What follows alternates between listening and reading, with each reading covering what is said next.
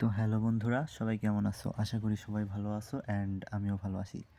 তো আগের পর্বে শুনছি সোম এবং সজলের দ্বিতীয় পর্ব।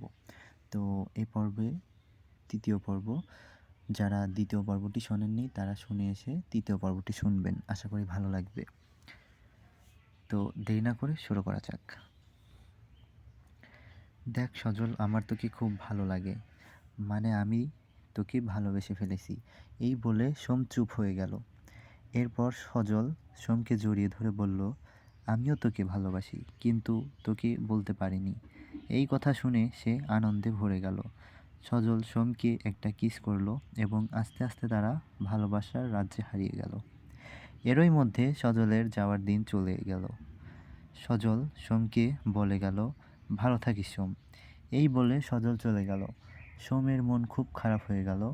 এইভাবে দিন কাটতে থাকলো। সোমের সাথে সজলের নিয়মিত ফোনে কথা হতে থাকে। সোম একটা গার্মেন্টস ফ্যাক্টরিতে কাজ করছে। এরই মধ্যে কয়েক বছর কেটে গেল। সজলের পরিবারও শহরে চলে গেল। মাঝে মধ্যে সজলও সোমের সাথে দেখা করতে আসতো। হঠাৎ একদিন সজলের বাবার ক্যান্সার ধরা পড়ল। সজল তখন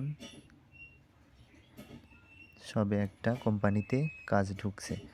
ডাক্তার জবাব দিয়েছিলে যে তার বাবার হাতে বেশি দিন নেই। একদিন সজলের বাবা তাকে ডেকে বলল যে, দেখ বাবা, আমি আর বেশি দিন বাঁচব না, তাই আমার শেষ ইচ্ছা হলো তোর বিয়ে দেখে মরতে চাই।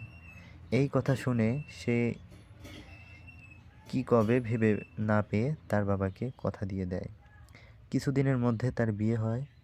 এই সব হয়ে যাওয়ার পর একদিন সজল সোমের সাথে দেখা করতে আসে এবং সব কিছু শুনে সোম সজলকে খুবই ভুল বুঝলো ও সজলকে অনেক কথা শোনালো।